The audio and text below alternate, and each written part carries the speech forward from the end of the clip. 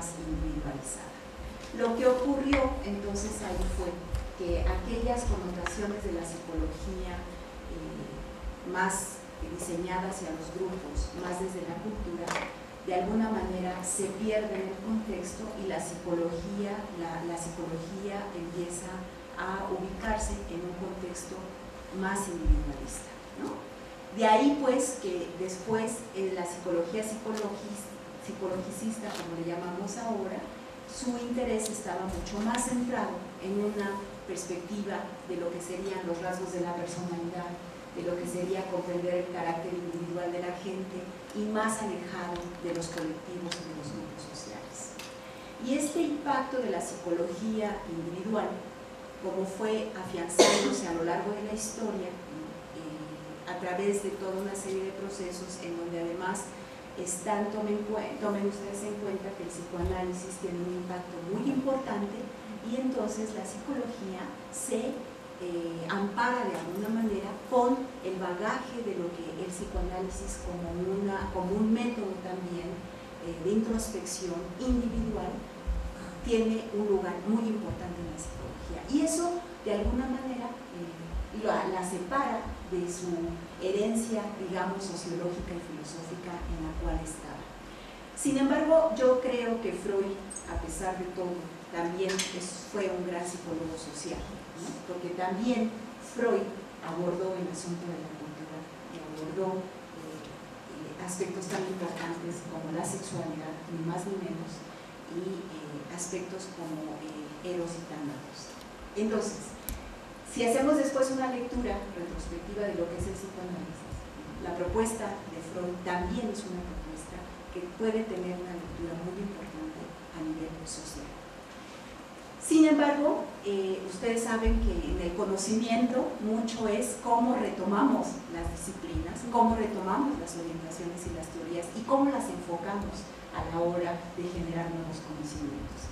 Entonces el psicoanálisis puede tener diversas lecturas y diversas formas de abordaje, dependiendo, ¿no?, de las diferentes escuelas, corrientes y procesos. Y eso más o menos ya todos lo sabemos, ¿no? Entonces ahora contemporáneamente tenemos una diversidad de escuelas que han surgido justamente de la tradición del psicoanálisis freudiano, ¿no?, y que nos han dejado cada una desde lo suyo muchas cosas importantes para ir comprendiendo procesos no solamente individuales sino también sociales.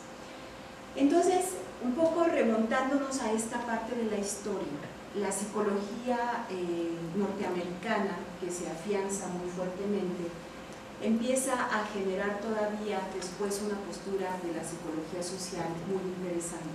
Pero la psicología social en aquella época, estoy situándome despuésito de la Segunda Guerra Mundial y después en los 60s, ¿no?, cuando empieza a generarse toda esta confinación de los grupos, de la importancia de la cultura, y cuando Díaz Guerrero, que es uno de los principales portadores de la psicología en México, de la psicología norteamericana, le interesa entender la cultura del mexicano. De hecho, ustedes saben que tiene una obra que es La psicología del mexicano, que es muy interesante porque es como un primer estudio que se aborda desde la psicología considerando los fenómenos y rasgos de personalidad de una cultura como la mexicana, ¿no? Entonces, poniéndolo en su lugar justo, en su lugar medio, independientemente y más allá de que tengamos o no diferencias en cómo es que se puede asimilar el rasgo de personalidades de una cultura a través de un legado histórico o de una teoría, porque podríamos tener diferencias, ¿no? Una aportación sí fue muy importante, la aportación de Díaz Guerrero para la psicología en México. Y bueno, surgen así diferentes escuelas, surge Palo Alto en Estados Unidos, surge la escuela en Argentina también de un psicoanálisis importante, pero donde también la escuela de Pichon-Rivière empieza a tener un impacto interesante a nivel de los grupos y se empiezan a generar nuevas dinámicas y nuevas conversaciones en el continente de América Latina. Entonces, la psicología, digamos, empieza a movilizarse en donde Marisa Montero, por ejemplo, plantea muy bonito cómo la historia de la ideología, del efecto del poder en América Latina y va impactando para la generación de una nueva psicología. Una psicología que tiene más que ver con una psicología latinoamericana que con una psicología necesariamente norteamericana. Y ahí se establece toda una lucha, ¿no? Se genera toda una lucha entre ideologías importantes, porque en América Latina es muy necesario establecer formas de intervención social justamente por el tipo de sociedad en la que nos encontramos. Y hay necesidades de hacer intervención en términos de psicología social.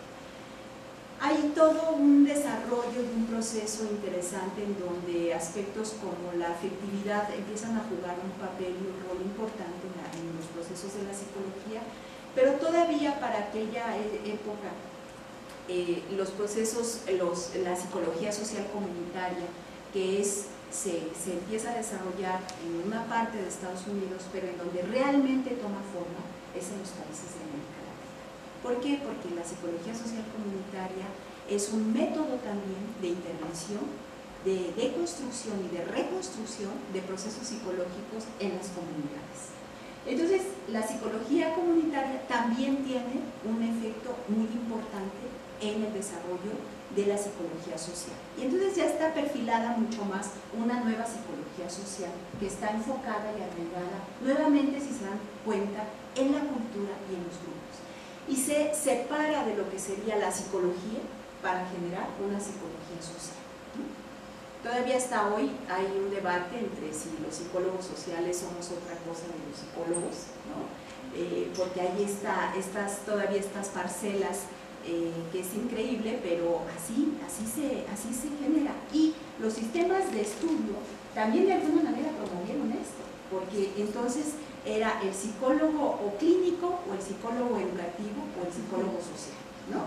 Entonces yo me acuerdo que cuando estuve en la facultad, pues los psicólogos clínicos y los psicólogos, sobre todo los del trabajo, los de organización, no teníamos nada que ver con los psicólogos sociales, ¿no?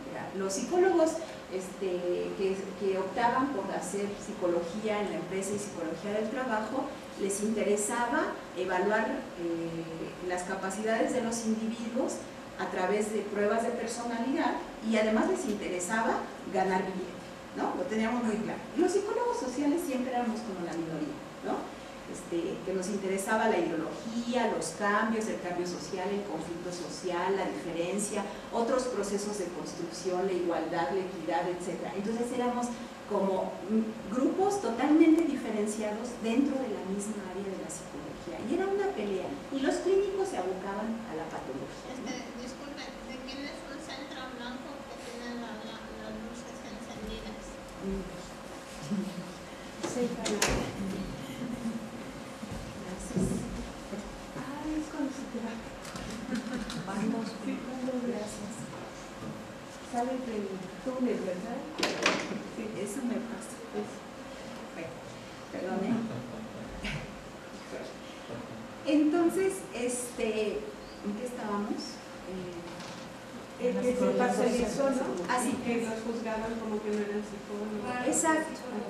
Entonces, fíjense cómo la pelea dentro del contexto de la psicología se va generando de una manera en la que vuelve a haber cierto tipo de grupo, cierto impacto, y entonces en América Latina la psicología social, sobre todo, agarra mayor impacto a partir de trabajos importantes en El Salvador, en Venezuela, en Nicaragua, ¿no?